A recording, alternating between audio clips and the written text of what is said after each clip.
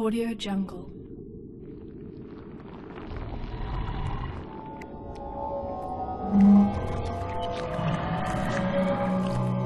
Audio Jungle.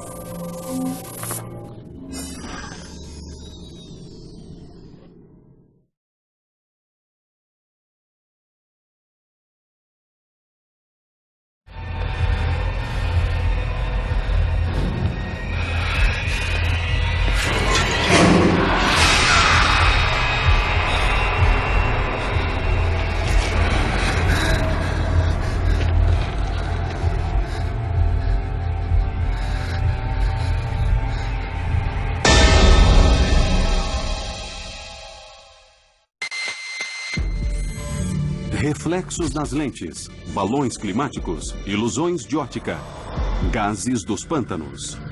95% de todas as visões de OVNIs podem ser explicadas e rapidamente desacreditadas, mas 5% têm testemunhas suficientes e evidências factuais que exigem ser levadas a sério. A jornalista Leslie Kahn pesquisa esses casos há mais de 10 anos, se concentrando nas evidências e testemunhas mais confiáveis. Trabalhei com oficiais de altas patentes, pilotos, generais e um governador americano para mostrar que existe um fenômeno físico. Está vindo pra cá. Está vindo mesmo pra cá. Um objeto imenso, triangular e escuro. Cinza, escuro e oval. Parece um frisbee. Agora, novas evidências. Gravações de áudio, dados de radares e testemunhos nunca antes ouvidos tornam essas visões parte dos seletos 5% que não podem ser ignorados. Chegou a hora de acertar o registro. Registros secretos de OVNIs. A grande maioria dos relatos de OVNIs são feitos por civis, em casos isolados, com uma ou duas testemunhas, e pode ser facilmente ignorado. Aí vem ele pelo lado. Está vindo na nossa direção. Isso é inacreditável. Mas quando ocorre uma visão em uma base militar americana nuclear armada, no auge da Guerra Fria, e ela é vista por 60 homens da Força Aérea durante 45 minutos, isso exige maior investigação. Temos, então, um oficial relatando o aparecimento de um OVNI diretamente sobre a base mais importante em toda a rede da OTAN. E não há resposta a ele. Acho isso absolutamente surpreendente. Agora, 30 anos depois, testemunhas-chave contam suas histórias impressionantes. A equipe e as testemunhas receberam ordens para tratar a investigação como super secreta. E nenhuma discussão mais foi permitida. Esse é o extraordinário incidente da floresta de Rendlesham, Suffolk, Inglaterra.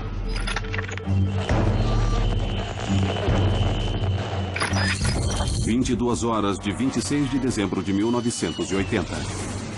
Eu sou o coronel Charles Holt.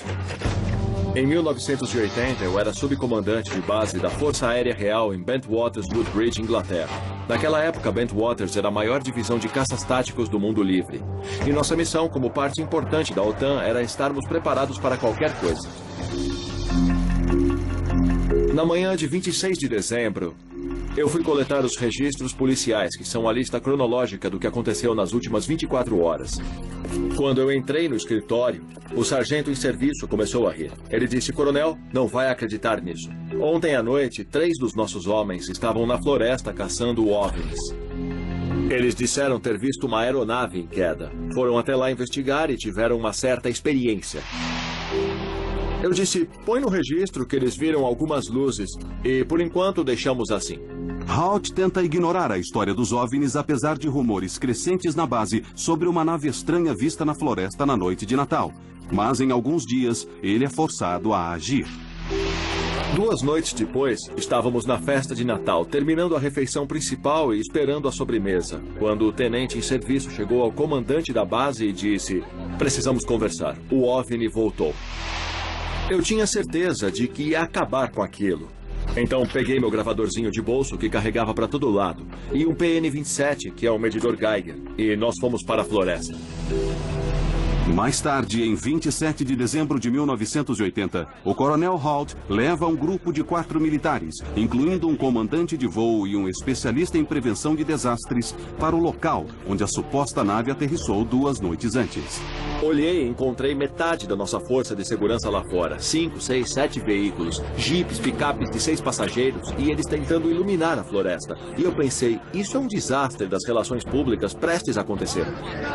Eu mandei eles pararem e levarem o máximo possível de pessoas e de coisas de volta para a base. E com o meu gravadorzinho, eu levei uma pequena equipe para a floresta no suposto local de aterrissagem. Gravação original de Halt. Encontramos uma clareira, o que parece uma área devastada aqui. Temos leituras bastante positivas. Esse é o epicentro? É sim. Halt e sua equipe localizam 3 marcas, formando um triângulo no suposto local de aterrissagem. Que tipos de leituras conseguimos? Alguma coisa? Chegou a 7 décimos aqui. 7 décimos bem ali no centro? Isso mesmo. As medições de radiação são 10 vezes acima do nível normal ou natural, sinalizando que definitivamente há mais no local do que Halt notou a princípio. Encontramos marcas de borracha nas árvores do local e alguns galhos quebrados no chão. Quando olhamos para cima, percebemos a copa da árvore acima de nós quebrada. Era óbvio que algo tinha subido ou descido entre as árvores. Enquanto investigamos, também ouvimos os animais do celeiro, as vacas, as galinhas, entrarem num frenesi por um curto período de tempo. Depois tudo ficou em silêncio. Alguém, de repente, percebeu um objeto vermelho brilhante longe na floresta. E eu imediatamente liguei o meu gravador. Gravação original de Halt. Você viu uma luz? Espera um pouco, devagar. Onde? Nessa direção aqui, bem em frente, entre as árvores. Lá está ela de novo. Olha, na direção da minha lanterna, aqui. Está lá. Também vi. O que é aquilo? Não sabemos, senhor. É uma luz vermelha pequena e estranha, a pouco mais de 1 quilômetro daqui. Vamos para a beira da clareira para eu dar uma olhada melhor. Enquanto Halt e sua equipe correm para se aproximar, os detalhes do objeto ficam visíveis. Era oval, laranja avermelhado e havia pedaços de metal derretido pingando dele que caíam no chão. E tinha um centro preto, era um preto sólido, e ele piscava quase como um olho. Se movia horizontalmente entre as árvores a mais ou menos 1,5 metro do chão, zigue-zagueando, subindo e descendo. Então, eles buscavam alguma coisa e definitivamente estava sob controle inteligente. A descrição de Halt se encaixa com muitas outras visões de OVNIs. Testemunhas geralmente relatam bolas vermelhas que disparam e buscam como se estivessem sob controle inteligente. Um brilho avermelhado podia ser visto. Mas para Halt e os outros militares, essa experiência estava prestes a ficar bastante estranha. Parece que ele está se movendo um pouco para cá. Está mais iluminado que antes. Está vindo para cá. Está mesmo vindo para cá. Não há dúvida sobre isso. Isso é estranho. Assistimos por uns 2 ou 3 minutos. E de repente, ele explodiu silenciosamente em 5 objetos brancos e tudo desapareceu. Isso deixou todos nós em choque. Eu pensava, nunca vou poder explicar isso. As pessoas nunca vão acreditar. Isso é tão bizarro. Então alguém do grupo olhou para o norte e disse, olha, o que é aquilo?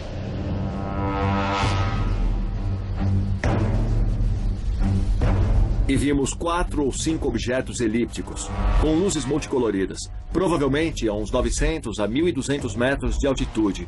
Eles se moviam em alta velocidade, com movimentos precisos e angulares. Também vi. O que é aquilo? Ouvimos muitas conversas nos rádios e tivemos dificuldade o tempo todo também. Tinha muita interferência. Alguns diziam que eles enviavam um feixe de luz para a área de armazenamento de armas, e ficamos muito nervosos com o que acontecia. Se move rápido. Esse à direita está se afastando também. E os 2 vão para o norte. Tá bom. Aí vem ele do sul. Ele vem da nossa direção. De repente, um vem por cima e para. Ele envia um feixe de luz aos nossos pés. Quando o feixe desceu, ficamos bem parados. Acho que ninguém se mexeu. Todo mundo ficou em choque. E passava pela minha cabeça, deve haver algum motivo para isso. Isso é uma comunicação, isso é uma arma, é um aviso.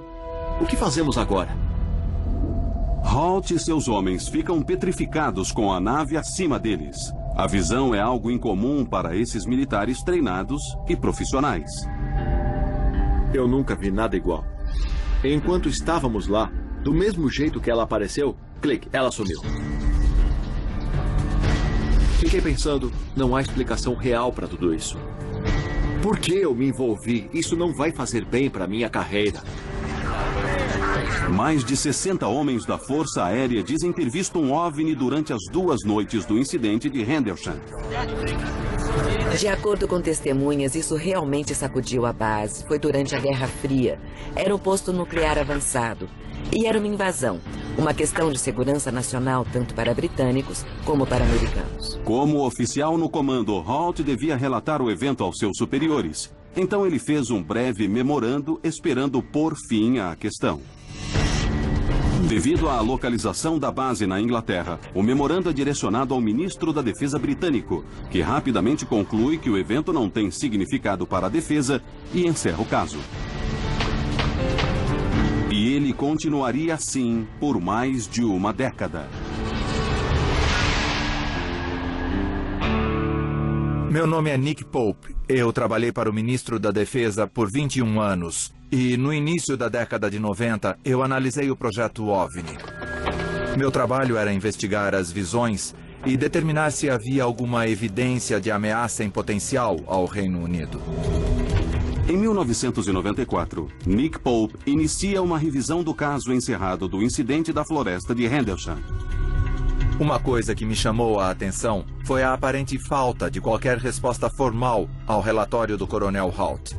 Era um dos oficiais de maior patente dando seu relato, fazendo um relatório sobre a aterrissagem de um OVNI na proximidade de 2 das bases mais importantes em toda a rede da OTAN. E não há uma resposta a ele. Acho isso absolutamente impressionante. Pope começa um estudo exaustivo de 3 anos, revelando vários erros na investigação, incluindo uma confusão sobre a jurisdição. O incidente da floresta de Rendlesham envolvia as bases gêmeas Bentwaters e Woodbridge. Claro que eram bases da Força Aérea dos Estados Unidos, mas em solo britânico. Então, houve uma confusão total sobre quem seria o responsável. Outro problema era que o local de aterrissagem não tinha sido imediatamente isolado. As pessoas iam e vinham contaminando o local. Ele devia ter sido revistado com um detector de metais. Amostras do solo deviam ter sido tiradas. E isso não aconteceu. Anos depois dessa revisão, Pope descobre uma das falhas mais críticas da investigação original. Eu observava a questão se o OVNI teria sido ou não rastreado no radar. Uma das testemunhas disse que, por um instante, surgiu um alvo não identificado sobrevoando as bases por umas 2 ou 3 passagens do radar. E depois ele desapareceu. Mas quando os americanos fizeram o relato ao Reino Unido, a data estava errada. Então, claro que o ministro da Defesa olhou a noite errada. E quando percebemos o erro, a fita do radar tinha sido destruída. Investigação, confusão sobre a jurisdição. Para mim, a investigação original estava irremediavelmente errada. Mas Pope iria além de simplesmente detalhar as falhas na investigação original. Logo ele encontraria uma testemunha que chegou quase a tocar numa dessas incríveis naves. E produziu imagens impressionantes de um OVNI como nunca vistas antes. Ficou claro para mim que não tínhamos apenas uma evidência de que um ou mais objetos não identificados estiveram sobre o Reino Unido.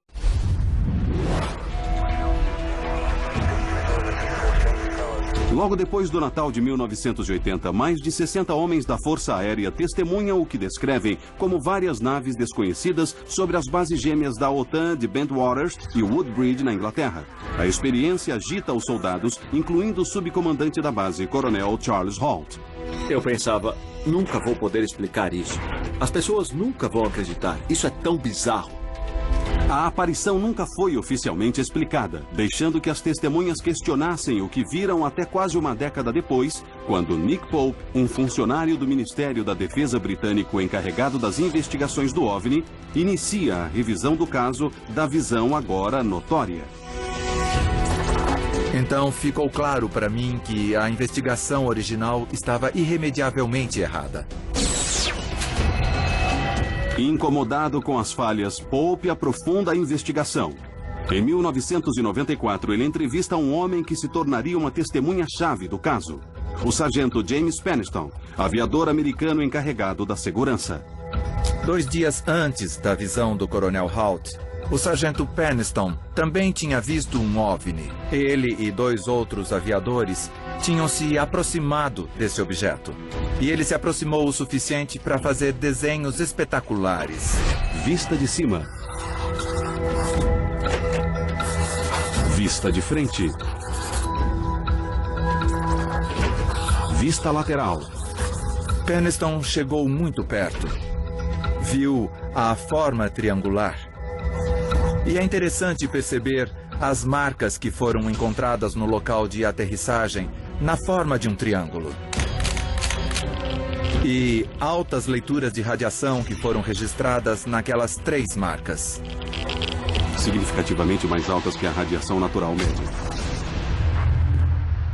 Quando nós 3 nos aproximamos da nave, começamos a ter dificuldades com o rádio. O ar ao nosso redor ficou carregado eletricamente e sentíamos isso nas roupas, na pele e no cabelo.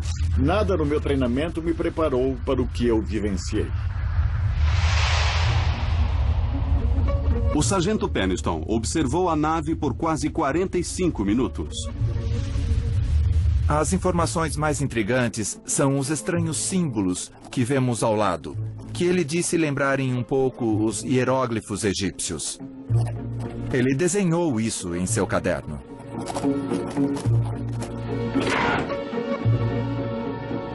Muitos anos depois do incidente, o sargento Penniston decide sair das sombras e falar publicamente sobre sua visão. Mais de 80 homens da Força Aérea, todos observadores treinados, testemunharam a decolagem. A equipe e as testemunhas receberam ordens de tratar a investigação como super secreta.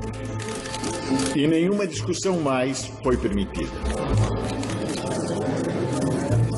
Acho que, analisando bem o incidente da floresta de Rendlesham, ficou bem claro que tínhamos uma evidência de um caso de OVNI convincente. 1 ou mais objetos não identificados estiveram sobre o Reino Unido. O incidente da floresta de Rendlesham agora é considerado uma das visões de OVNI mais conclusivas da história e inclui várias características arquetípicas presentes nos casos mais críveis de OVNIs. Naves triangulares e achatadas que se movem silenciosamente e aceleram instantaneamente a velocidades irreconhecíveis. Vista de frente. É um marco com o qual todos os outros casos de OVNI são comparados. E quando você junta todos os casos que envolvem militares de alto nível, oficiais do governo, pilotos, casos que foram oficialmente investigados, você tem um grupo de evidências que simplesmente não pode ser ignorado. Tem uma coisa muito estranha. Mas o que acontece quando uma cidade inteira testemunha um OVNI que dizem ter o tamanho de 2 ou 3 campos de futebol? Tinha a forma de um bumerangue. Um objeto grande e preto vindo em nossa direção. Achei que eu fosse desmaiar porque fiquei fascinado olhando aquela coisa. Eu acho que ele tinha 1,5 km. Em 1997, milhares de pessoas em Phoenix, no Arizona, testemunharam uma nave enorme.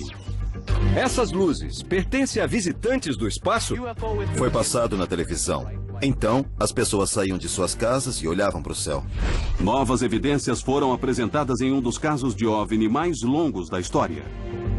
Pra falar a verdade, foi uma loucura. Travamos completamente. As explicações oficiais são dissecadas. A Força Aérea declarou que fogos foram lançados por volta das 10 da noite.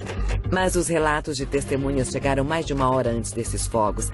Usar essa desculpa é um deboche do que as pessoas disseram ter visto. E um ex-governador faz uma confissão inesperada. Eu sabia mais sobre as luzes sobre Fênix do que contei. Essas são as luzes de Phoenix. Phoenix, Arizona.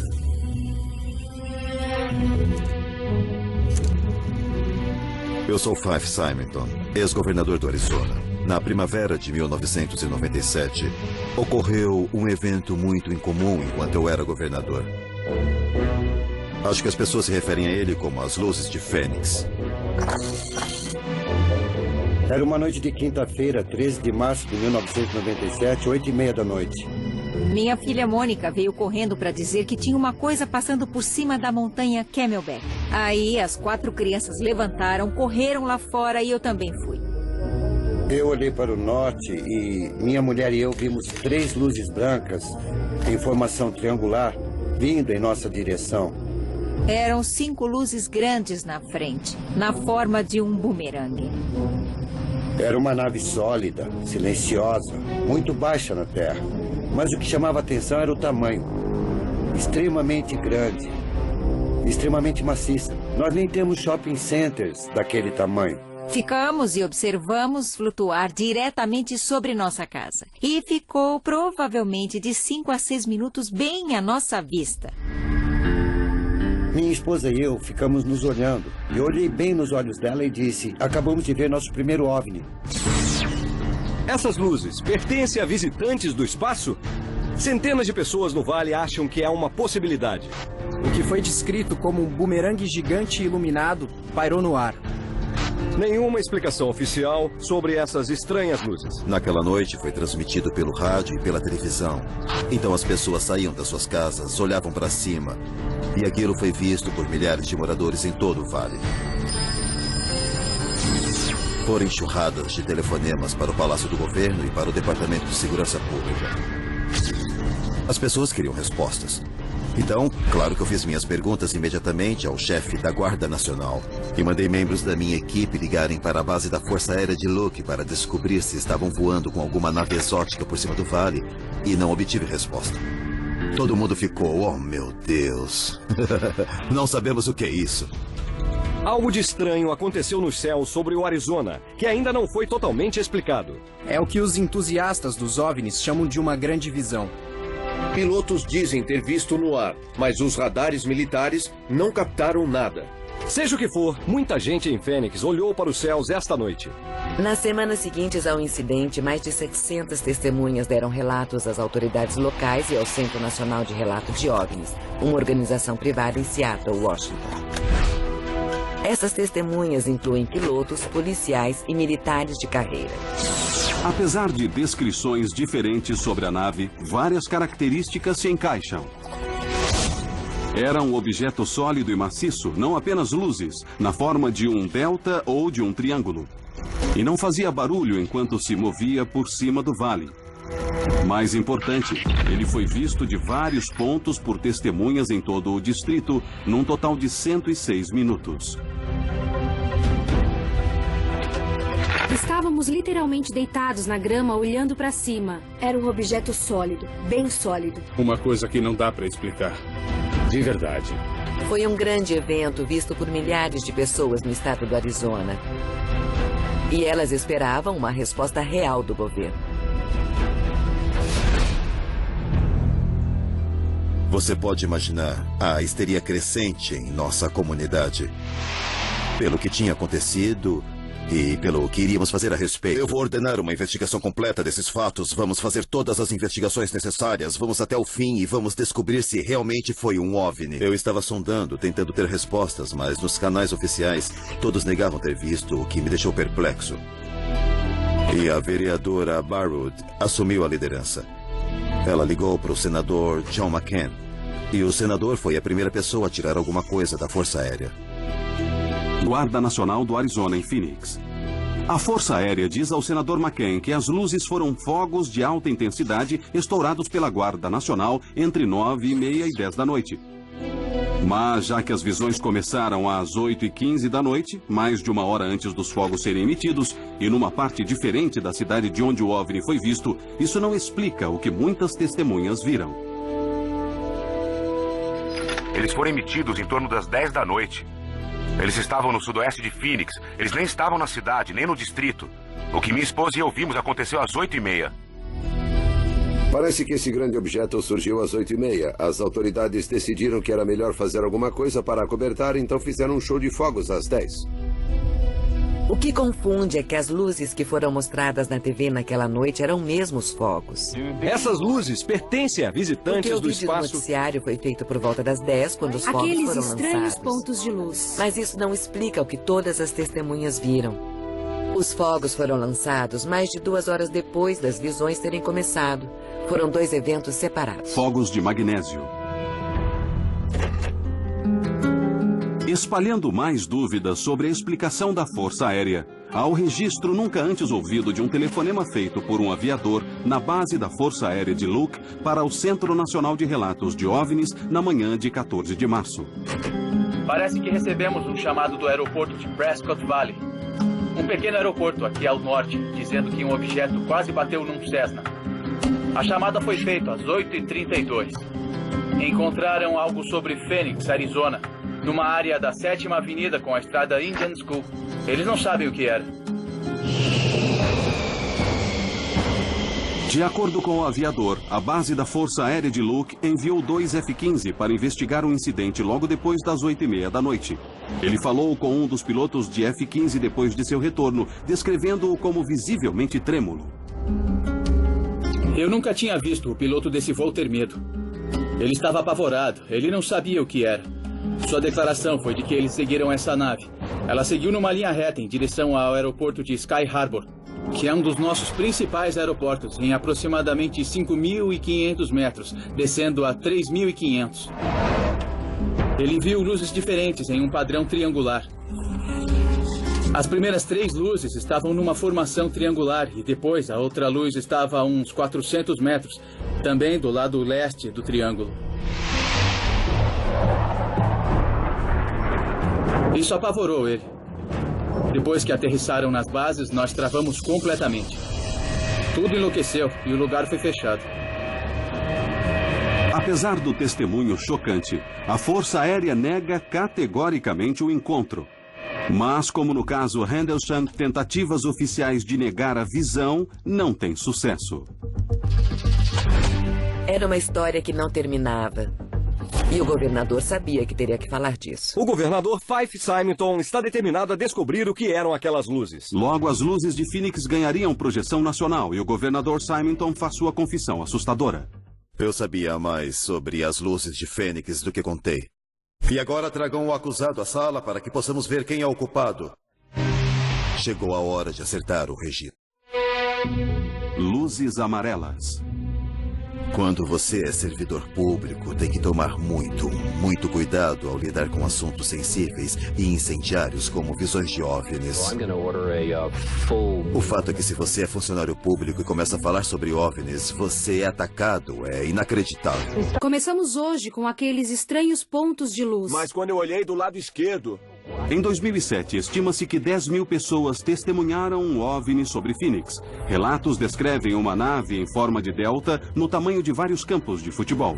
Como a nave de Rendlesham, ela foi vista de vários pontos por testemunhas de todo o distrito, num total de 106 minutos. Milhares e milhares de pessoas viram. E houve um alvoroço no interesse público próximo à histeria. Entusiastas dos OVNIs por todo o país. 3 meses depois da visão, o US Today põe as luzes de Phoenix na primeira página, forçando o governador Symington a dar declarações. No início de junho, houve uma grande publicidade e de repente nós nos vimos encurralados. Então eu organizei uma coletiva de imprensa para tentar acalmar um pouco as emoções. Em 19 de junho, Symington faz uma coletiva de imprensa para anunciar que o mistério tinha sido desvendado. E agora eu vou pedir ao oficial Stein e aos seus colegas que tragam o acusado à sala para que possamos ver quem é o culpado. Não ponham muito perto de mim, por favor. Isso só serve para mostrar que vocês são muito sérios. Foi uma brincadeira muito divertida, mas infelizmente foi encarada da maneira errada. Symington faz piada com OVNI. Foi um insulto. Fiquei muito ofendido. Assim como muitas testemunhas. Porque muita gente podia ter falado, mas resolveu se fechar. Se recusou a falar sobre isso por esse motivo. Pelo ridículo. Eu fiquei com muita raiva, porque tenho certeza do que vi e não gostei desse tipo de atitude. Essa coisa ficou sobre minha casa por 5 minutos e alguém devia se importar. Alguém devia se importar. Aquela coletiva irritou muita gente. É mais sobre as luzes de Fênix do que contei. Eu devia ter falado mais abertamente sobre minhas próprias experiências. Em 13 de março, eu estava jantando com minha família. A televisão estava ligada. E eu sabia das notícias sobre o OVNI. Então eu disse, vou pegar o carro e vou até a Estrada Lincoln, depois da Skull Peak, para ver o que está acontecendo. Phoenix, Arizona. Quando cheguei aqui, havia gente só curtindo o parque. Eu fiquei uns 5 ou 10 minutos e alguém disse, olha aquilo, olha aquilo. E a noroeste tinha uma nave grande de uns 900 a 1.200 metros. Ela cobria um pedaço do céu. E eu via outra nave ao longe. Mas os aviões pareciam pontinhos, comparados ao tamanho daquela nave. Ela veio na nossa direção, não fez nenhum som. E se moveu bem devagar e tranquila, não era rápida. Ela flutuou sobre Skull Peak. E assim tivemos uma vista magnífica de sua silhueta. O governador Simonton observa o objeto por quase 1 minuto antes que ele acelere no vale. A nave desapareceu de repente. Eu servi na Força Aérea Americana. Vou por toda a minha vida adulta e nunca vi nada igual. Tinha capacidades aeronáuticas inacreditáveis, algo muito além de tudo que temos ao nosso dispor. Com certeza, era incrível. Mas eu pensei, melhor eu ficar quieto porque sou governador. E se começar a falar sobre isso vai criar mais histeria ainda. E não devemos esquecer o fato de que eu tinha estado para governar. Simonton manteve o silêncio em seu segundo mandato, mas agora, quase 15 anos depois, o ex-governador dá lições a autoridades públicas. Eu acho que no que diz respeito ao governo, nós somos levados a sempre ter explicação para tudo. E é difícil as entidades governamentais dizerem eu não sei, ou não podemos explicar isso, e admitir a total vulnerabilidade. E agora precisamos focar. Mas eu aprendi uma lição dura sobre isso, através da experiência pessoal. Autoridades precisam ser mais abertas e mais corajosas para lidar com questões como essa. Obrigado! Precisamos lidar com legitimidade e objetividade, e se não soubermos o que é, dizemos que não sabemos. É hora de acertar e fazer a coisa certa. Os detalhes do que foi visto na noite de março de 1997 ainda são avidamente debatidos, e o caso das luzes de Phoenix continua sem solução.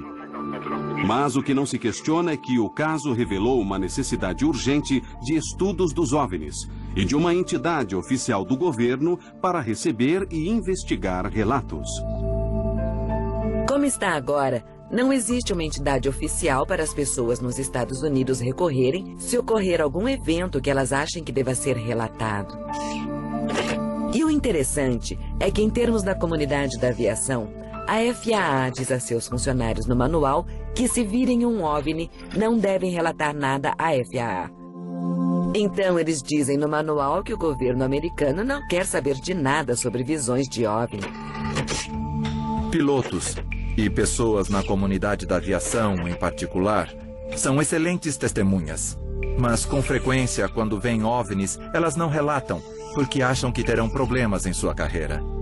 Isso é um problema real, porque torna o caso mais difícil de ser registrado e limita muito os dados disponíveis sobre o fenômeno. Sem uma agência oficial que colete as visões, junto com a ridicularização que rodeia os relatos, é impossível ter registros precisos da frequência e da magnitude das atividades de OVNIs. Mas na comunidade da aviação, isso impõe um grande risco à segurança. Se esses objetos voadores não identificados são reais, as colisões no ar com nossas aeronaves podem ser catastróficas. Torre, aqui é o Dave. Oi, Dave, é a Sue da torre da United. Você viu um disco voador no C-17? Eu não vi nada, Sue. E se visse, eu não admitiria. Menos de uma década depois das luzes de Phoenix, essas questões voltaram à tona com a suposta invasão de um OVNI a um dos aeroportos mais movimentados dos Estados Unidos. Vários pilotos e funcionários da United Airlines juram ter visto um OVNI. Com certeza não era o que chamamos de avião.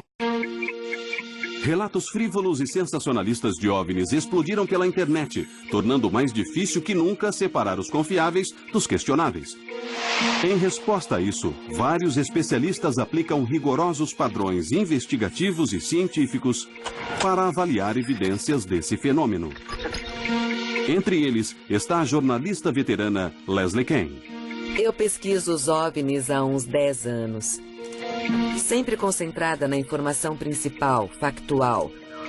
Evidências de radares, fotográficas, físicas, que foram estudadas em laboratórios. E não em materiais orientados por conspirações que circulam por aí pela internet. Em janeiro de 2007, me chamou a atenção uma história incrível que saiu na primeira página do Chicago Tribune. Vários funcionários da United Airlines viram um objeto em forma de disco. Ele parecia um disco metálico flutuando por sobre o terminal da United Airlines, especificamente sobre o portão C-17. E era a hora do rush, uma tarde movimentada, por volta das 4, 4:30. Ele foi visto por muitas pessoas em terra. Foi visto por pilotos, tripulantes, gerentes, por pessoas que manobravam aviões por perto. Ele foi estimado em 20 a 27 metros. Dizem que ele sobrevoou o portão C-17 por uns 5 minutos. Depois, a coisa, de repente, disparou pelas nuvens acima e abriu um buraco nelas, bem exato, como cortador de biscoitos. As testemunhas, profissionais da aviação treinados, ficaram confusos com o que viram. Eu estava em O'Hare havia algum tempo. E vou te falar, com certeza não era o que chamamos de avião. O caso O'Hare se une à montanha crescente de dados de OVNIs com características comuns a visões anteriores. Era um objeto em forma de disco que flutuava em silêncio e acelerou instantaneamente em velocidades irreconhecíveis. Mas a parte mais crítica da evidência ainda seria revelada. Torre, aqui é o Dave. Oi, Dave, é a Sue da torre da United. Oi, Sue. Você viu um disco voador no C-17? Ah, não começa com isso, Sue. Vários meses depois do incidente, Ken obtém uma cópia das fitas da torre de controle, que incluem uma gravação nunca antes ouvida de um supervisor da United Airlines ligando para relatar a visão. Tudo bem, desculpe. O que eu posso fazer por você? Ah, desculpe. Houve um... Eu disse ao Dave que havia um disco voando por cima do Charlie 17 e ele achou que eu estava drogada. Mas eu não me droguei e também não bebi. Sei. Uma pessoa tirou uma foto dele, se vocês virem lá fora. Tipo um frisbee? É como um OVNI. Tá. Tá bom. Tá bom? Tudo bem, eu vou ficar de olho. Tá, tchau. Tudo bem. Essa é uma evidência muito importante. Ela mostra que havia algo lá. Isso foi relatado à torre, mas foi tratado como uma piada. E eu acho que isso é devido, ao menos em parte, à política da FAA de desencorajar relatos de OVNIs. Apesar de ser espaço aéreo restrito, um aeroporto movimentado no meio da hora do rush e ninguém soubesse o que aquela coisa poderia fazer, isso era um perigo grave.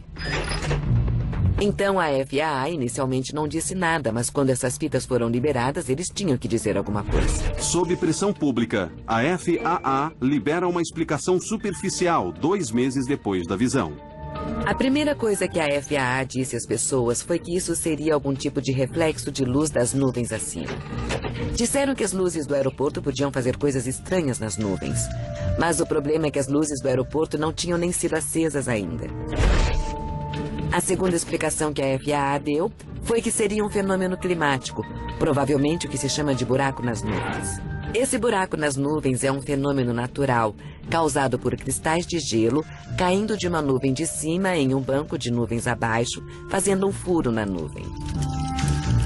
O problema é que você tem que ter temperaturas baixíssimas para que isso ocorra. Sabemos que estava quente em O'Hare naquele dia, As temperaturas não estavam congelantes no nível das nuvens. Então, existe uma impossibilidade física absoluta daquele evento ter sido causado por um buraco nas nuvens. Por fim, o caso Harry e a resposta da FAA a ele são típicos de como o governo americano lida com as visões de OVNIs. Primeiro, eles evitam ter que falar sobre isso. Mas se ficar impossível, as autoridades lançam qualquer explicação que acharem melhor, sendo ela plausível ou não. E isso é um problema. Isso aconteceu várias vezes durante décadas. É um procedimento padrão para casos como estes. Descrição do incidente. Apesar da situação atual, houve um período na história americana em que o estudo científico foi encorajado e as visões foram bem recebidas pelo governo. Nos últimos 3 anos, um grande número de pessoas sãs e confiáveis envolveram-se nessa história de discos voadores. Nós lemos sobre eles, falamos sobre eles, pensamos sobre esses relatos de fenômenos estranhos nos céus. Começo a acreditar que ele é um extraterrestre. Nos anos 50 e 60, várias visões foram relatadas. Havia muita cobertura da mídia e as autoridades não sabiam o que estava acontecendo. Isso foi durante a Guerra Fria, então havia uma preocupação do público em geral sobre coisas inexplicadas no céu. O governo americano abriu uma agência na Força Aérea chamada Projeto Blue Book, e seu propósito era tomar relatos do público e investigar casos. O projeto Blue Book foi lançado oficialmente em 1952 com uma equipe de 5 pessoas que recebeu mais de 1.500 relatos somente no primeiro ano. Eu dirigia para o norte, na estrada 101, umas 3 horas da tarde. Eu percebi luzes azuis incríveis que passaram pelo meu avião. Eu olhei para a direita e havia no céu 3 tubos de luz fluorescente. Ela passou por mim, praticamente por cima da minha cabeça. O objeto voava em linha reta. Contei 8 delas, seguindo direto para o mar. Comecei a ouvir um som parecido com assovio. Uma luz linda, meio rosada, meio prateada. Entre 1952 e 1969, o Blue Book recebe mais de 12.000 relatos de OVNIs, quase 800 não foram desvendados. Logo, fica claro que o alcance do fenômeno é bem maior que o pequeno escritório da Força Aérea pode lidar. Blue Book estava fadado ao fracasso desde o início. Tinha pouco pessoal, era incompetente de certa maneira e se tornou um exercício de relações públicas para a Força Aérea. Então, em 1966, foi decidido que seu futuro dependia de um estudo financiado pelo governo baseado na Universidade do Colorado. O estudo da universidade é liderado pelo Dr. Edward Condon, um médico e ex-chefe do Bureau Nacional de Padrões. Condon foi tendencioso contra OVNIs desde o início. Na verdade, em um artigo de 1967, ele disse: "Minha crença é de que não há nada nisso, mas não devo chegar a essa conclusão antes de um ano." O relatório de Condon terminou em 1968 e inclui análises valiosas de casos de OVNIs não desvendados em suas quase 1.500 páginas. Mas elas foram amplamente ignoradas diante do sumário de 2 páginas escrito pelo próprio Condon, que declara que não são mais necessários os estudos científicos de OVNIs. Em dezembro de 1969, a Força Aérea anuncia o término do projeto Blue Book, a partir do mês seguinte. Desde então, o relatório é citado várias vezes por autoridades e cientistas para justificar a recusa ao estudo de OVNIs. É mesmo uma tragédia. Essa foi a única investigação oficial do nosso governo. Quando foi fechado, a era de ouro dos estudos de OVNIs terminou. Objeto: desenho D. Secreto. Desde 1970, muitos casos desafiariam as afirmações por trás do término do Blue Book.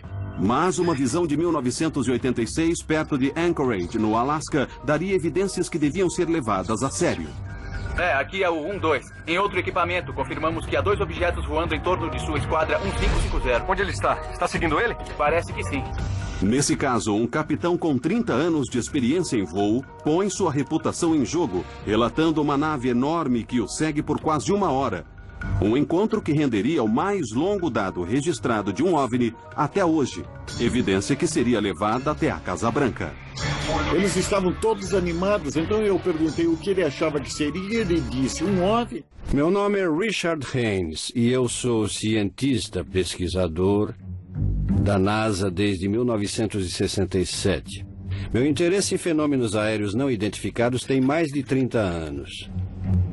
Eu era cético, eu estava convencido de que poderia explicar os fenômenos. Mas tive a oportunidade de falar com pilotos comerciais que voavam em nossos simuladores. E de vez em quando um piloto me dizia que uma história incrível tinha acontecido a ele. Com os anos, eu comecei a perceber que eu estava errado, que não podia explicar os fenômenos. Então, nos anos 70, comecei a coletar entrevistas de pilotos, às vezes no cockpit do avião, às vezes refazíamos um encontro real. E até agora coletei mais de 3.000 visões de praticamente todos os países do mundo e várias delas foram bem sérias. Elas não se qualificariam como reais pelos padrões da FAA. Então, visando a segurança no ar, formamos a NARCAP, Centro Nacional de Relatos de Fenômenos Anômalos na Aviação.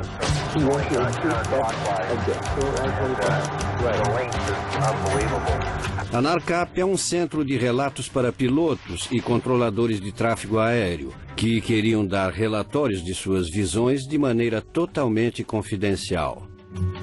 Isso é muito importante porque vários pilotos temem por suas carreiras. Eles acreditam que serão ridicularizados. E a implicação é de que se você vê algo num voo, não é competente para pilotar a aeronave, o que é absurdo. Temos que contornar essa situação. Aqui é o 1-2. Em outro equipamento, confirmamos que há 2 objetos voando em torno de sua esquadra 1550. Em 1986, a NARCAP sabe de uma visão próxima a Anchorage, no Alasca, que se tornaria um dos casos mais conhecidos registrado por um piloto. Um investigador importante nesse caso foi o ex-chefe de divisão da FAA, John Callahan.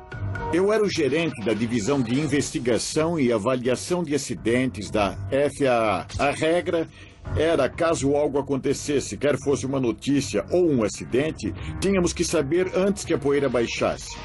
Num dia de janeiro de 87, eu recebi uma chamada da região do Alasca. Parecia que um OVNI tinha perseguido um 747 japonês pelos céus por 31 minutos. E a mídia descobriu isso e agora queria mais em FAA em Atlantic City. Callahan reúne uma equipe de analistas da FAA que sincroniza o radar com a transmissão do rádio do piloto. O resultado é registrado nesse vídeo por Callahan e se torna pista essencial para se desvendar o caso. Tá, vamos lá. Centro de Anchorage, Japan Airlines, 1628. Temos 2 naves na nossa frente a 1,5 km.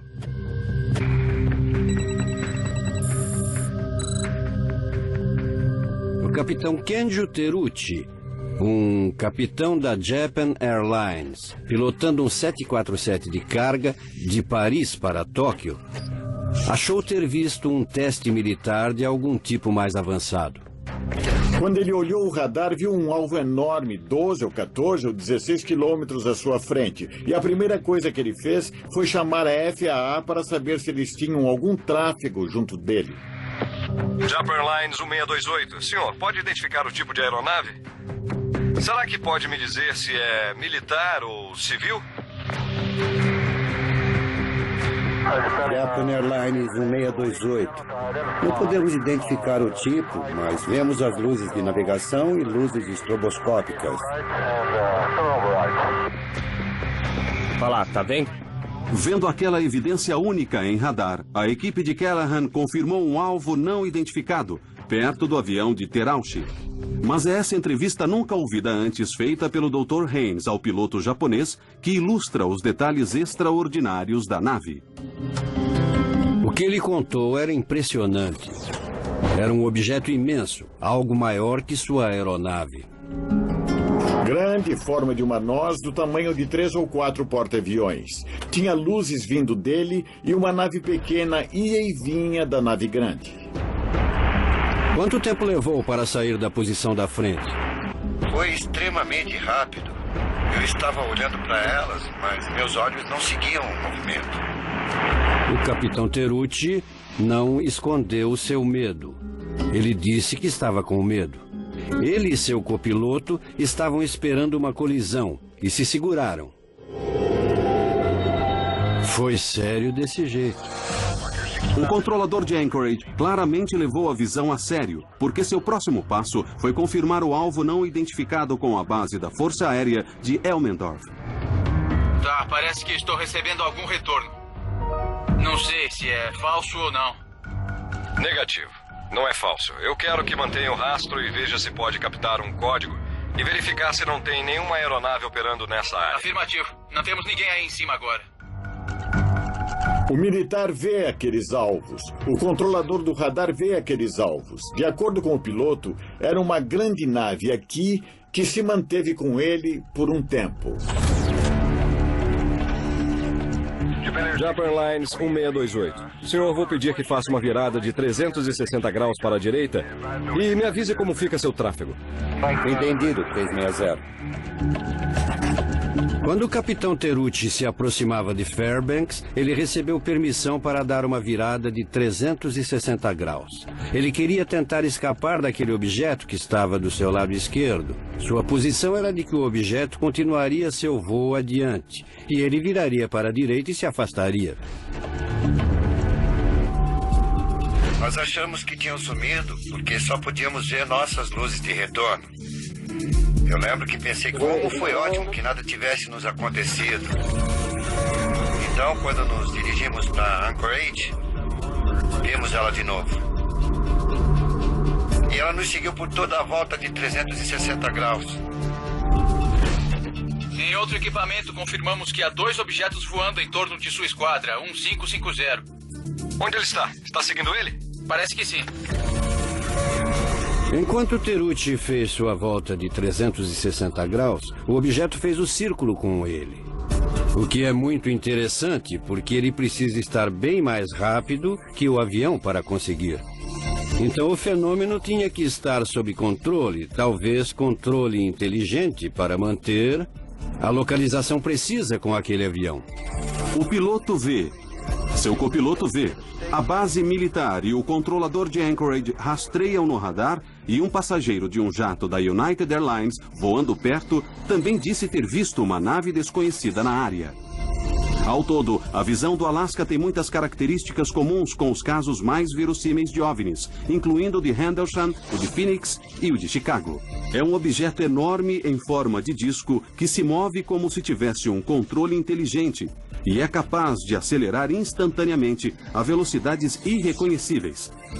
E o mais incrível, o encontro dura quase 55 minutos por uns 560 quilômetros, fornecendo dados significativos à FAA.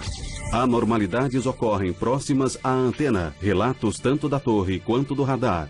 Eu fiz um mapa com a análise que explica tudo em torno do 747. E até um cego pode ver que há um alvo lá. Mas achei que era uma aeronave furtiva. Imagina se alguém acredita em OVNIs. Quando Callahan voltou a Washington, uma reunião foi marcada com a equipe científica da Casa Branca para uma revisão dos materiais. Eram 3 cientistas da equipe do Reagan, 3 caras que disseram ser da CIA, e eu passei a fita 3 vezes para eles. Em outro equipamento, confirmamos que há 2 objetos voando.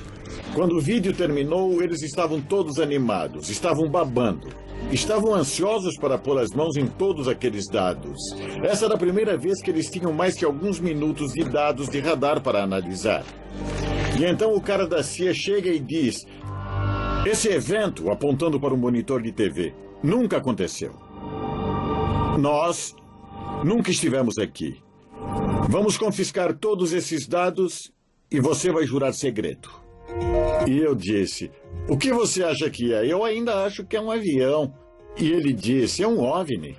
2 meses depois da reunião de Callahan, a FAA libera uma explicação oficial para a visão que, como nos casos de Phoenix e Chicago, busca desconsiderar o fenômeno. Eles disseram ser um sinalizador. Era um alvo fantasma, seria um reflexo. Nunca aconteceu. Mas os pilotos japoneses não viram alvos fantasmas, eles não viram reflexos, eles não viram sinalizadores.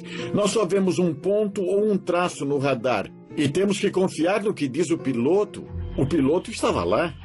Eu vi vários pontos, vi várias pequenas luzes. Capitão Terauchi decide ir a público falar desse encontro, arriscando a sua reputação pessoal.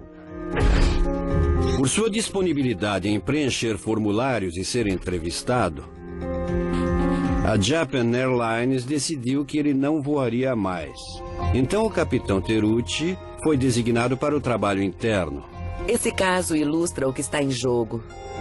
Até o governo americano mudar sua política sobre as visões de OVNIs, as testemunhas sempre terão medo de mostrar evidências críticas e importantes. É assim que a ciência progride. Deve-se permitir que pessoas descrevam aberta e honestamente o que veem. Nunca vamos chegar ao fundo desse fenômeno se não tivermos uma abertura. Hoje em dia, se você vai a sites como o YouTube, você vê vários tipos de vídeos de OVNIs. E há uma grande quantidade de vídeos falsos. Fotos que foram modificadas por vários programas de computadores. E é quase impossível você reconhecer alguma coisa entre tudo aquilo. As únicas imagens que são importantes são as que foram profundamente analisadas e examinadas para que saibamos que são genuinamente objetos voadores não identificados. Um dos vídeos de OVNI mais vistos na web, com mais de 17 milhões de visualizações no YouTube, é esse, que dizem ter sido feito no Haiti em 2007. Junto com outras imagens recentes online, ele intrigou os observadores de OVNIs. Mas com os avanços nos softwares de efeitos especiais, ficou cada vez mais difícil distinguirmos entre as imagens reais e falsas, tornando os especialistas em efeitos especiais uma voz valorosa sobre o assunto. Sou Doug Trumbull, faço filmes que têm a ver com efeitos especiais de ficção científica. Eu trabalhei em 2001, Odisseia no Espaço, Contatos Imediatos do Terceiro Grau, Blade Runner, Star Trek, o filme. Então, eu faço naves-mães, naves espaciais e OVNIs. Temos uma situação agora em que todo mundo que tem um laptop pode fazer um OVNI falso. Eu posso fazer um OVNI falso com o meu celular. E isso se espalhou por todo lugar. Eu acredito, pessoalmente, que há algo bastante real, mas nunca vi uma fotografia que eu não pudesse reproduzir, falsificar digitalmente, oticamente ou fotograficamente e fazer ela parecer real. Então, eu sou o meu maior inimigo em relação a essas coisas, porque eu sei o que é possível. Numa pausa em seu mais recente projeto, Trumbull dá sua opinião sobre a autenticidade do vídeo de 2007 no Haiti. Eu acho muito bom, mas eu não acredito que seja real, mas eu acho que é um efeito especial muito bem feito, porque há movimentos de câmera bem dinâmicos. Eles encaixam o movimento regular da câmera com o movimento do objeto. Parecem ser trajetórias balísticas parecidas com as de nave-mães. Tudo faz sentido, como se voasse numa formação. Mas há várias coisas acontecendo aqui que denunciam a ilusão de certa forma. Deixa eu parar aqui. Olha essas duas palmeiras. Elas são idênticas. Essa copa, aquela copa, essa copa, aquela copa. Isso é uma composição de uma palmeira posta em 2 lugares. Então é a mesma árvore 2 vezes. Isso não acontece na natureza. É absolutamente impossível. Há outras coisas acontecendo, como quando a coisa passa pelas árvores. Apesar de parecer ser uma luz bem clara, ela não afeta as copas em nada. Devia haver mais luz refletindo nas copas das árvores, uma luz piscando e alguma interação, mas não há porque isso é bem mais difícil de fazer. Então, bom trabalho. Mas eu não acredito. Enquanto veranistas com câmeras de vídeo podem topar com provas irrefutáveis de OVNIs no futuro, já há imagens de fenômenos cientificamente testados e amplamente aceitos. Várias pessoas confirmaram que tiveram visões múltiplas e prolongadas de objetos voadores iluminados e em forma triangular. As visões belgas do final dos anos 80 e início dos 90 são as mais difundidas da história, com mais de 2.000 relatos bem documentados e pesquisados de pilotos, policiais e militares. Achei que era uma invasão do nosso espaço aéreo. Temos que descobrir porque é uma questão de defesa aérea. Uma epidemia de visões de OVNIs de 18 meses intrigou o governo belga e levou a comunidade científica à evidência de OVNI mais conclusiva até hoje. Eu olhei e disse, oh meu Deus, é demais. Minha sensação na hora, devo admitir, era de que era falso. Essa é a onda belga. Bruxelas, Bélgica.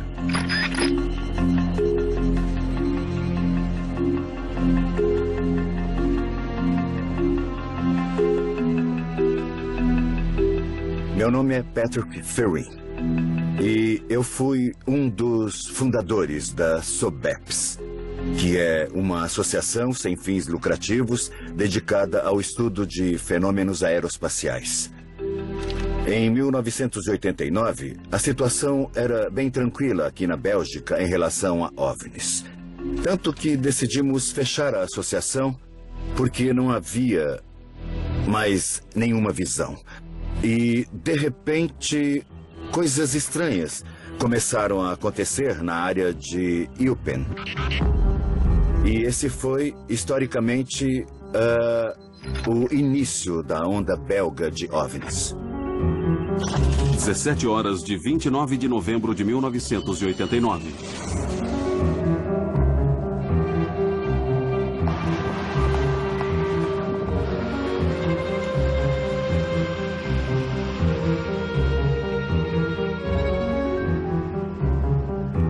Meu nome é Albert Kreutz.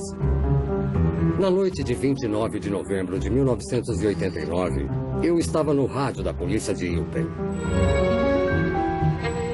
Por volta de 5:30 da tarde, uma equipe de policiais informa a Kreutz sobre um objeto voando sobre um campo próximo e iluminando-o como um estádio de futebol.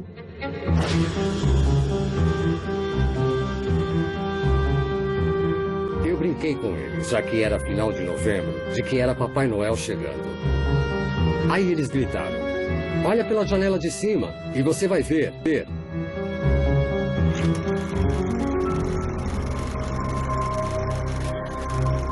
Eu fui à janela e vi um objeto de uns 200, 300 metros na minha frente.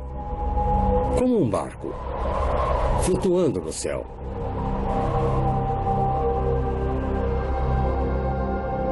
Era magnífico de ver. E isso me fez pensar que não estamos sozinhos na Terra. No universo. Eu achei aquilo lindo.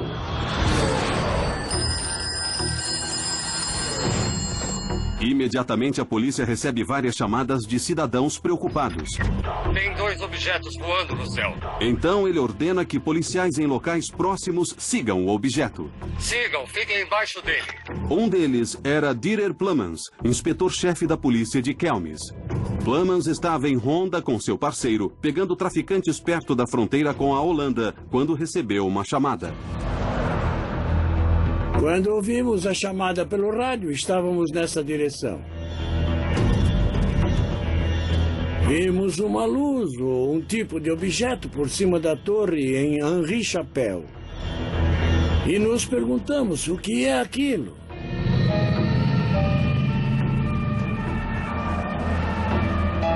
Eu disse a eles que perseguissem o objeto e observassem.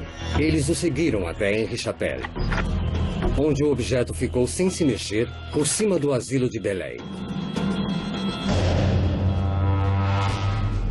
Acho que é o local exato onde paramos naquela hora. Vimos um objeto imenso por cima de nós, com luzes redondas nos 3 cantos.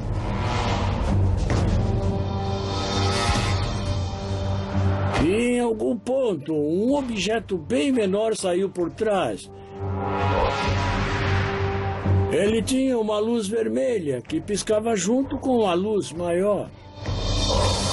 Plamans e seu parceiro observam os objetos por vários minutos e, de repente, a bola vermelha volta para a nave maior. O objeto subiu e depois foi embora.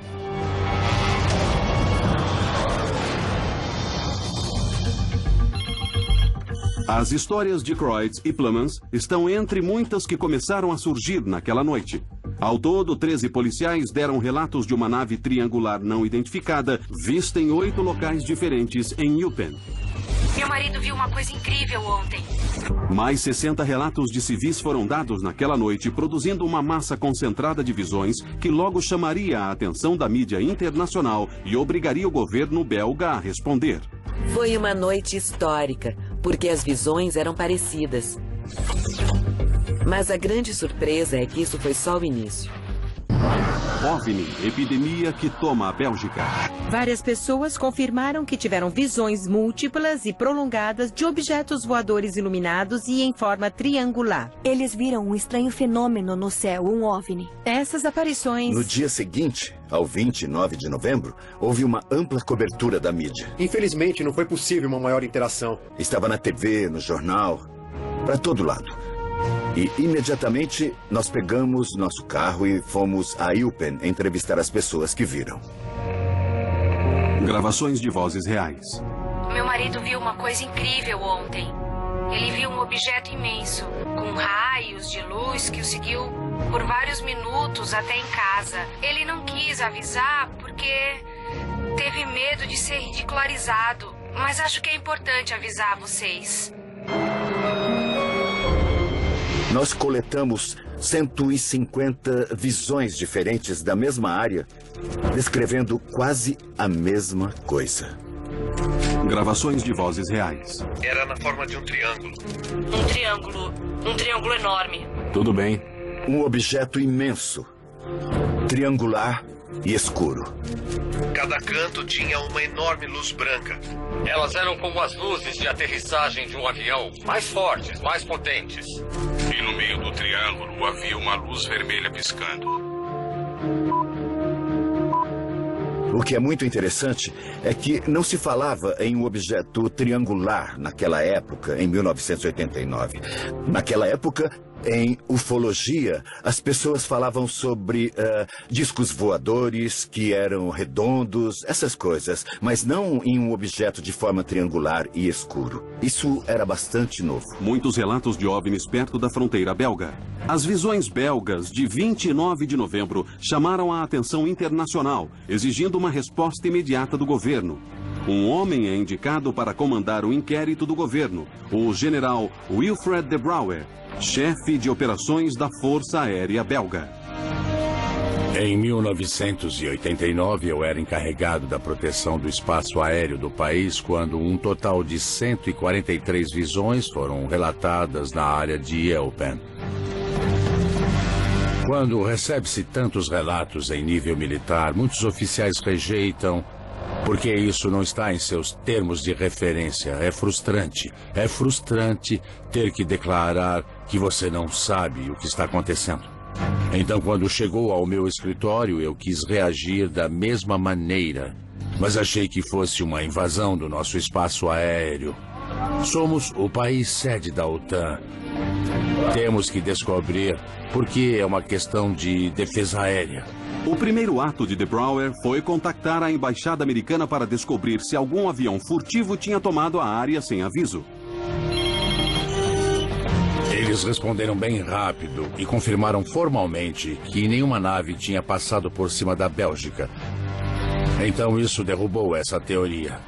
Mas as visões continuam, incluindo vários casos em que muitas pessoas foram envolvidas em uma única visão. Policiais, militares e gente do governo, um meteorologista da Força Aérea. Testemunhas muito confiáveis, todas elas convencidas de que viram algo excepcional. Um dos casos que mais intrigou de Brouwer ocorreu apenas 2 semanas depois das visões iniciais, quando várias testemunhas relatam uma nave de forma triangular perto da cidade rural de Ernage. De Brouwer é particularmente tocado pela história do coronel André Hamon, um engenheiro civil que também é diretor de infraestrutura do exército belga. Eu estava saindo de casa com a minha esposa para buscar meu filho na estação de trem de Gembloux. Eu percebi 3 painéis amarelos se movendo paralelamente a mim na estrada. Embaixo deles havia uma luz pulsante. Eu não entendi o que era. Minha esposa disse, deve ser só um avião. Mas eu queria ver, então eu reduzi. O objeto ficou paralelo ao meu carro. Então eu acelerei e reduzi umas 2 ou 3 vezes mais e toda vez o OVNI me acompanhava. O OVNI passou atrás da floresta de Sarternarche. Então eu virei à esquerda e parei num pequeno monte diante de uma fazenda. O OVNI veio ali, por trás da floresta. Eu vi um objeto imenso com uma luz branca se aproximar até ficar uns 100 metros na nossa frente. Você ouviu o trânsito na estrada e um trem passando a 1 quilômetro dali. Mas não se ouvia nenhum barulho vindo desse objeto que estava apenas a 100 metros na nossa frente. Observamos ele por 6 ou 8 minutos. E minha esposa disse, André, vamos, entra no carro, não gosto disso. E nesse ponto, a grande luz branca recua e dispara para o sudoeste. No tempo de um suspiro. Pela minha experiência, esse tipo de aceleração exige uma grande quantidade de energia, que não seria possível sem materiais que conduzam em baixas temperaturas. E hoje, 20 anos depois, sei de uma coisa. Não existe um objeto feito pelo homem que possa fazer o que eu vi aquele objeto fazer naquele dia. Não existia na época e ainda não existe hoje. É impossível. Coronel Amon envia um relatório ao ministro da Defesa e é um dos muitos militares que convenceram o governo belga de que era necessária uma ação. Decidimos armar um procedimento para lançar no futuro uma nave para identificar essas visões, mas sob condições. Primeiro, testemunhas tinham que relatar à polícia. Ela confirmava a visão e depois nós ligávamos para a estação de radar que tinha autoridade para enviar o F-16.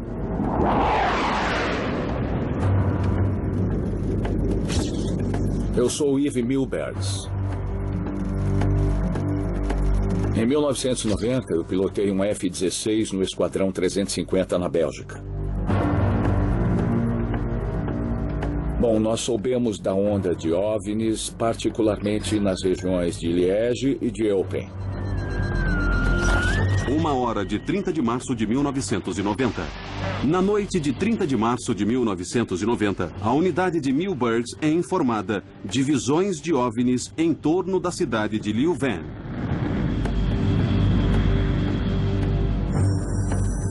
Imediatamente partimos em formação. 2 F-16 voando a leste de Bruxelas. Em direção 180 graus. Tem contato comigo, Mil? Tenho contato, sim. Nosso objetivo era interceptar ou chegar o mais perto possível dos objetos e tentar identificá-los o melhor possível. Seguindo para o sul, se movendo bem rápido agora. Pode investigar. Cheque armamentos. A velocidade em que o objeto se movia, a grande variação de altitude e seu curso eram únicos. Velocidade do objeto 1.833 km por hora.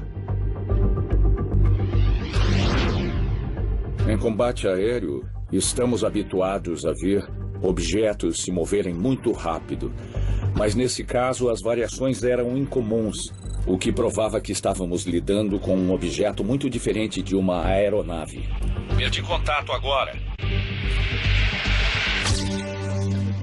Coletiva de imprensa, Força Aérea Belga. Aqui vocês podem ver que o vetor do objetivo está em 300 graus, a velocidade está em 1.833 quilômetros. Isso é uma velocidade normal?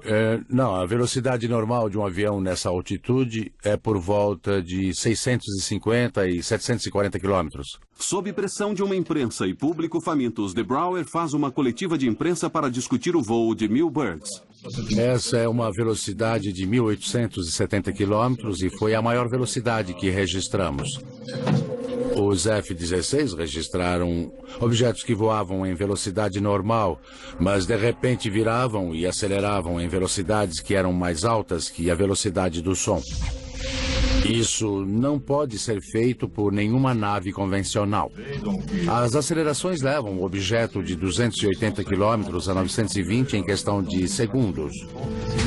Infelizmente, só um dos radares de nossos F-16 gravou informações suficientes para a análise, o que significa que não podemos comparar as fitas para excluir a interferência eletromagnética, que é um reflexo de um objeto, às vezes no chão, que pode passar pela atmosfera e ser captado pelo radar do F-16.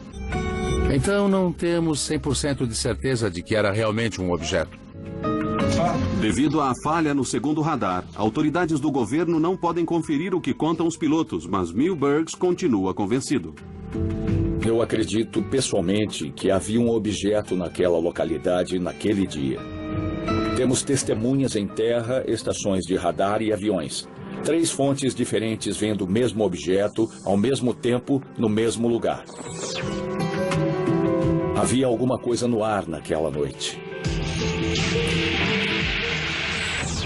As visões individuais da onda belga são impressionantes e impressionam De Brouwer e outros investigadores por sua legitimidade.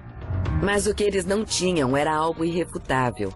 Uma evidência que levaria os relatos diretamente à esfera da ciência. Numa noite de primavera, numa aldeia próxima de onde tudo começou, essa evidência finalmente chegaria. E os resultados seriam mais do que os imaginados. Minha sensação, na hora, devo admitir, era de que era falso.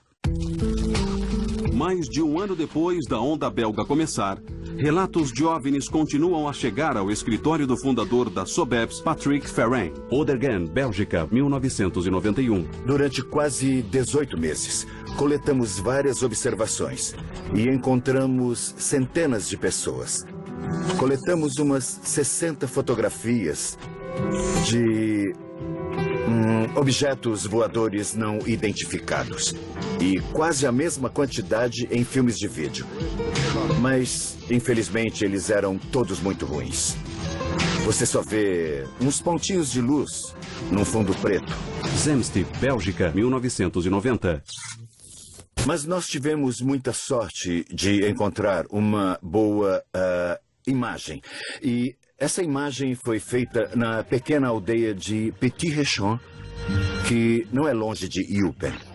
22 horas de 4 de abril de 1990. Em 4 de abril de 1990, às 10 horas da noite, uma garota estava passeando com o cachorro no jardim e viu um objeto muito estranho. Ela voltou para casa e disse ao namorado que tinha algo de estranho lá fora e se ele podia dar uma olhada. Ele saiu e levou a câmera.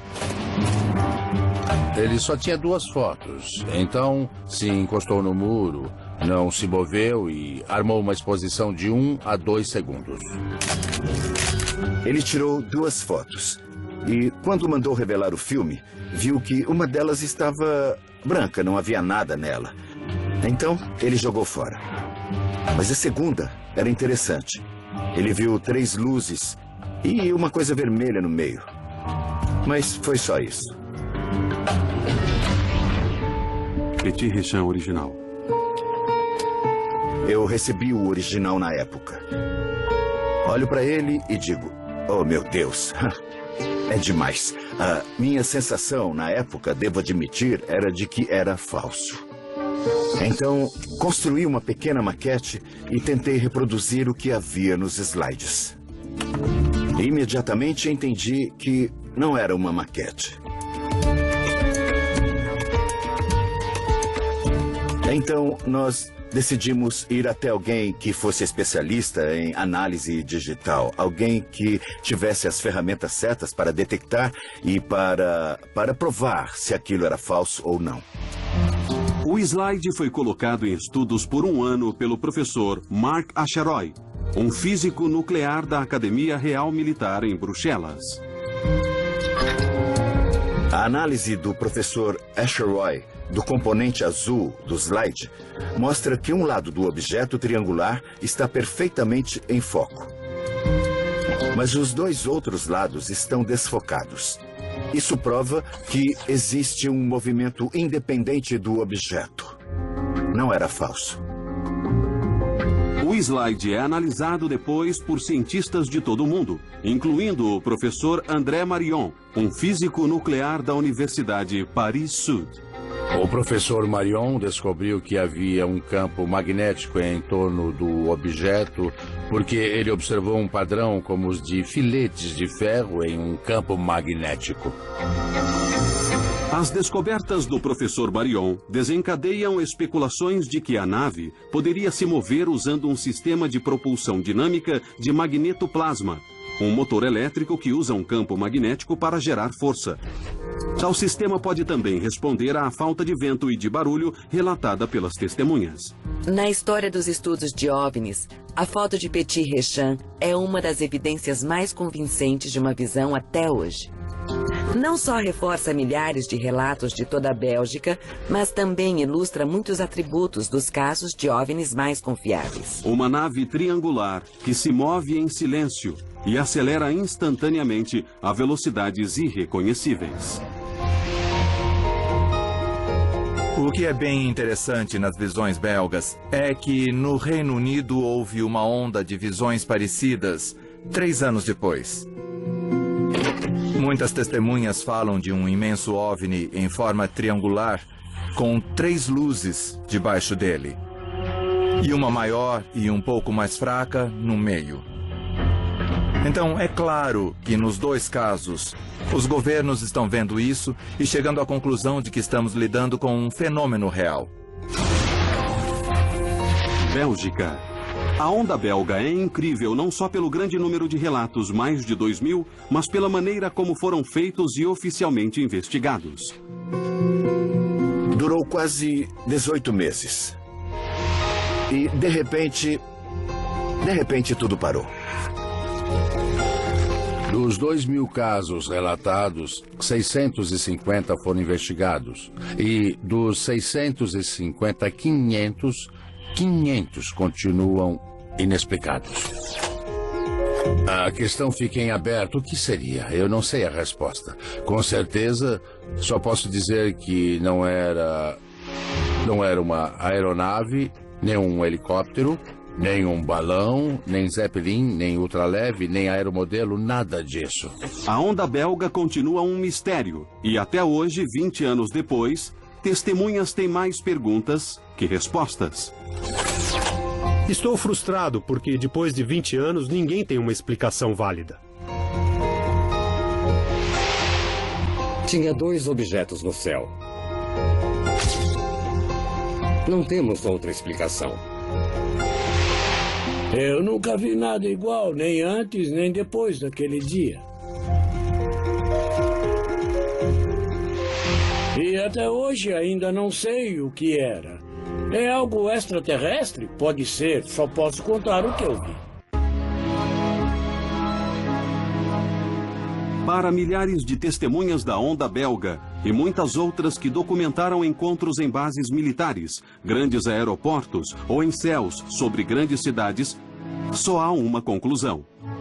Há algo lá e precisamos levar isso a sério.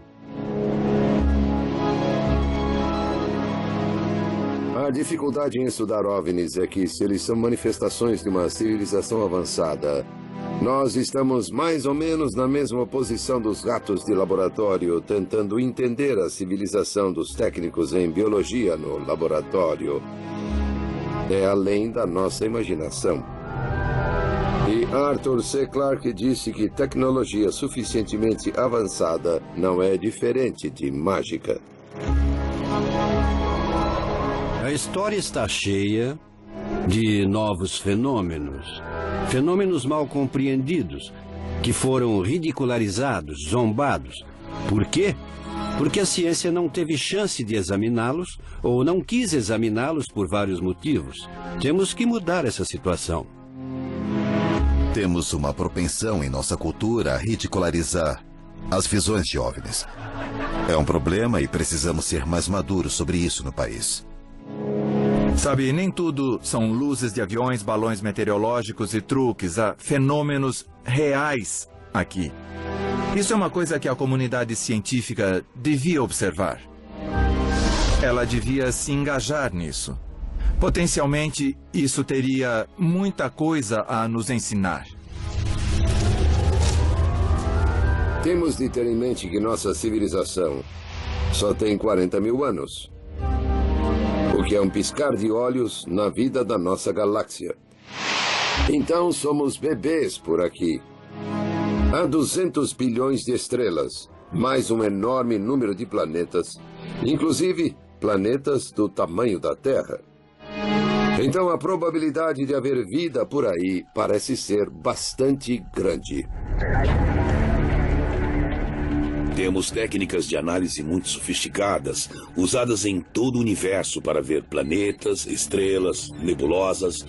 Mas eu comecei a perguntar se alguém fez uma análise sofisticada, tecnicamente apurada, das fotografias dos OVNIs, para que tivéssemos o que eu chamo de filme de Zapruder das visões de OVNIs. E a resposta é não.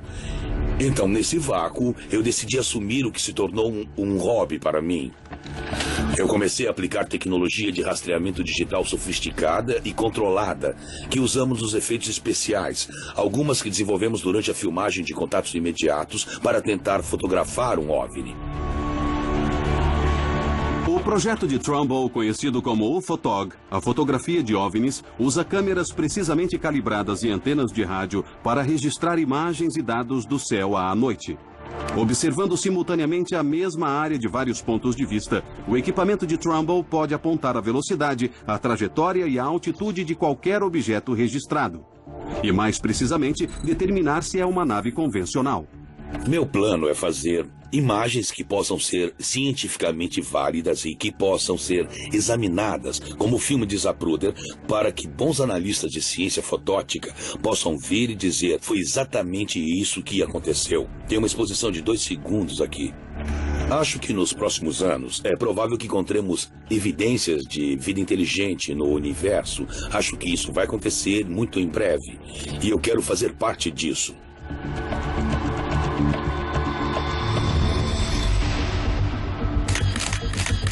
É uma época bem animadora para se estar envolvida na pesquisa de OVNIs. Há maior chance de capturarmos dados mais exatos. Mas também temos que ter extremo cuidado, mantendo os padrões bem altos.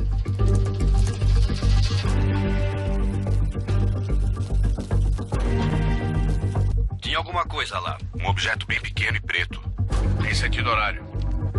Então vocês não têm uma nave naquela área? Afirmativo, não temos ninguém voando lá agora. Eu dirigi ao norte na estrada 101. Dentre esses casos de OVNIs mais confiáveis de nossa geração, ouvimos histórias em primeira mão que não podem ser ignoradas. Um comandante de base da OTAN, um chefe de divisão da FAA, pilotos condecorados, policiais, um ex-governador. Todos puseram suas reputações em jogo para dar testemunhos do que eles, a princípio, não queriam aceitar. Juntos com as evidências coletadas de dados de radares, a fotografias e gravações de rádio nunca antes ouvidas, essas visões apresentam casos que não podem ser ignorados. É o acúmulo de evidências de pilotos, generais, autoridades do governo, que prova, na minha opinião, que temos um fenômeno físico real que não foi explicado. É hora de recebermos essa informação e os novos relatos mais abertamente. Aqui é o comandante. Ele estava morrendo de medo. Eu não sei o que era. Tinha a forma de um bumerangue. Um objeto imenso, triangular e escuro. Do tamanho de 3 ou 4 porta-aviões. E veio direto na nossa direção sem fazer um barulho. Ele estava sob algum controle inteligente. Tá vindo pra cá. Tá mesmo vindo pra cá. 3 tubos de luz fluorescente. Cinza escuro e oval. Parece um OVNI. Parecia que alguém tinha feito um furo na nuvem. Ele desapareceu de repente. Não há dúvidas. Isso é estranho.